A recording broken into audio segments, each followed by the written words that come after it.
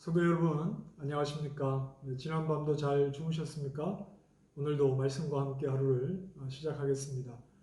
우리가 함께 나눌 말씀은 신명기 16장 9절에서 13절까지 말씀. 원래 17절까지의 말씀인데 우리가 오늘 읽기는 9절에서 13절까지를 함께 보겠습니다. 신명기 16장 9절에서 13절입니다. 시작.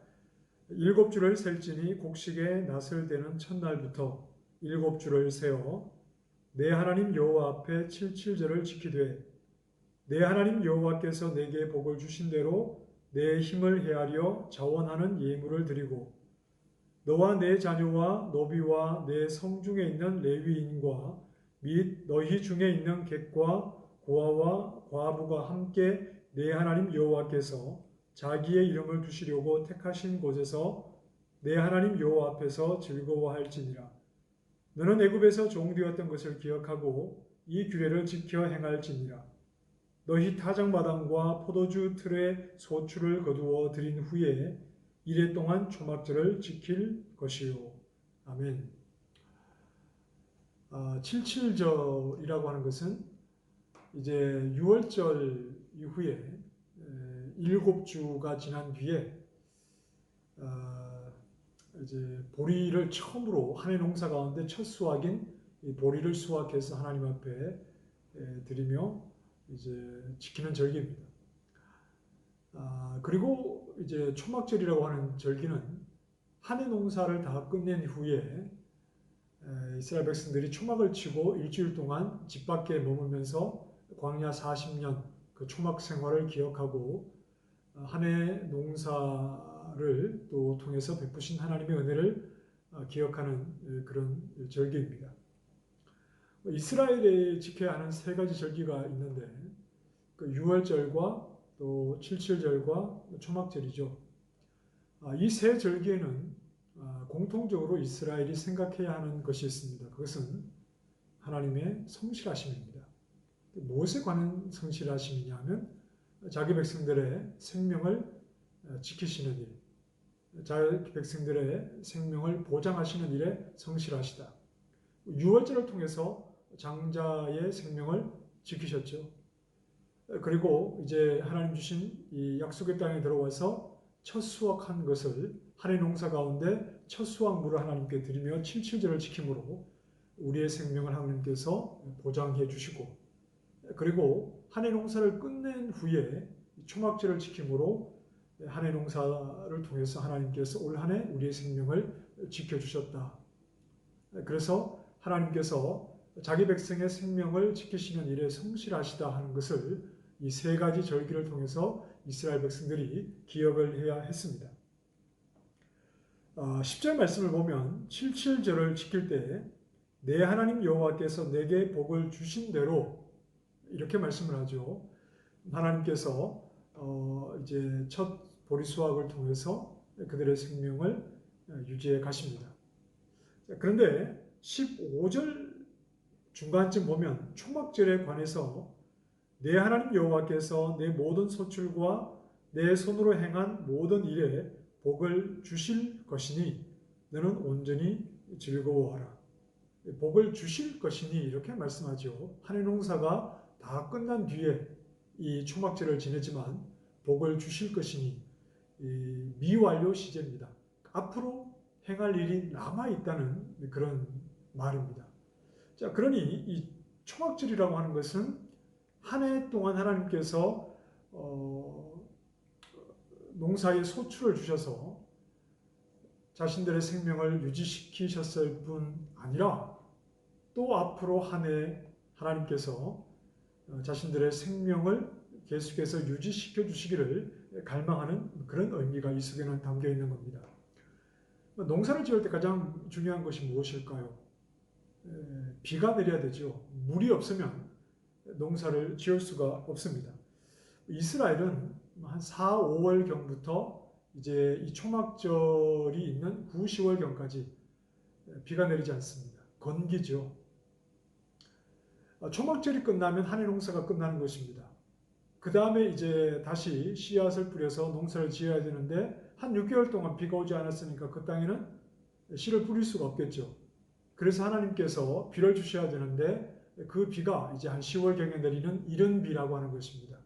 그 비가 내려서 오랫동안 굳어있던 땅이 촉촉하게 될 때 그 땅을 갈아 밀과 보리씨앗을 뿌림으로 이제 새롭게 한 해 농사를 시작하게 됩니다.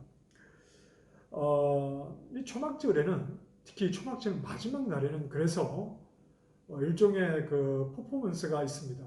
예수님 시대에도 그랬습니다. 제사장들이 실로암 연못에서 물을 떠와서 많은 백성, 그 초막절에 모여 있는 많은 백성들 보는 가운데서 이제 물을 떠와서 여호와의 제단에 그 물을 붓습니다. 그 의미는 초막절은 한 해 농사의 끝이고 새로운 농사, 이제 비가 오기를 기대하는 시점이기 때문에 하나님께서 이렇게 물을 주셔서 비를 주셔서 또 한 해 농사를 통해 자신들의 생명을 지켜주시기를 소망하는 그런 마음이 그 속에는 담겨 있습니다. 자, 그러나 하나님의 성실하심은 중단되지 않습니다.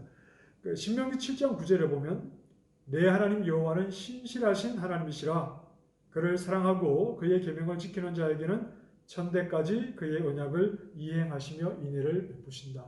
하나님은 신실하시다. 하나님은 자기 백성을 향해서 언약을 지키시는 일에 아무런 부족함이나 또 잘못된 것이 없다 하는 것을 분명하게 말씀을 합니다. 요한복음 7장에 보면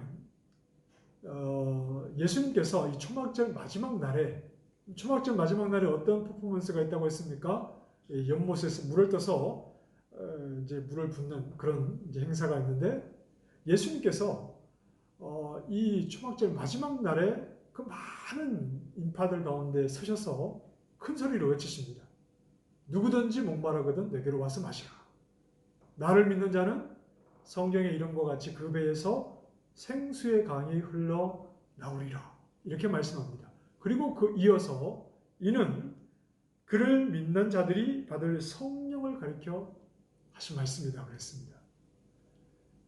그럼 물은 무엇을 상징하는 것이었습니까? 성령을 상징하는 것이죠. 요한복음에 보면 물과 성령을 함께 같은 의미로 사용하는데 물은 이스라엘 백성들의 농사를 책임지는 것이었습니다. 즉 자기 백성들을 살리시는 하나님의 성실하심을 보여주는 그러한 도구였죠. 그 물이 가리키는 것이 무엇이었다는 말입니까? 성령이었다는 말입니다. 자, 우리는 그 성령을 받은 사람들입니다. 하나님께서 우리에게 성령을 주셔서 고린도전서 12장 3절에 말씀하는 것처럼 누구도 성령이 아니고서는 예수를 주라고 할 수가 없습니다. 우리는 믿음이 좀 부족하지만 그러나 예수 그리스도, 예수님을 우리의 주님으로 고백하고 있는 사람입니다. 왜냐하면 성령이 우리 가운데 오셨기 때문입니다. 그렇다면 성령을 우리에게 주셨다는 것은 하나님께서 자기 백성들을 살리시는 그 성실하심을 우리 가운데 나타내셨다는 말이기도 하고 우리가 성령의 사람으로 우리는 무엇에 참여하고 있다는 말입니까? 하나님의 생명에 참여하고 있다는 말입니다.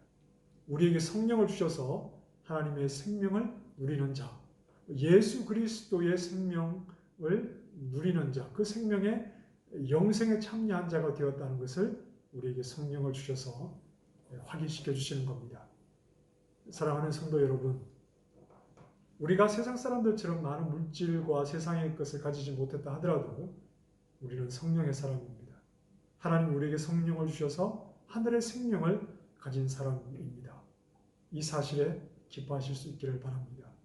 그리고 이 땅을 살아가면서 우리 안에 거하시는 성령께서 하나님 말씀에 민감하게 하시고 하나님께로 이끄시고 또 하나님 나라에 대한 소망을 우리 가운데 심어주실 때 특별히 말씀을 통해서 하나님을 향한 믿음과 또 하나님께 더 가까이 이끄실 때 성령의 인도하심에 민감하게 반응하시면서 성령의 사람으로 생명을 가진 자로 생명이 없는 세상 속에서 구별된 삶을 살아가실 수 있기를 바랍니다. 성령의 충만한 은혜가 우리 모두에게 임하기를 원하며 오늘 하루도 성령 안에서 살아가는 믿음의 종들이 되시기를 주님의 이름으로 축원합니다. 기도하겠습니다. 하나님 우리에게 성령을 주셔서 우리가 생명을 가진 영생을 가진 사람이라는 것을 깨닫게 하시니 감사합니다.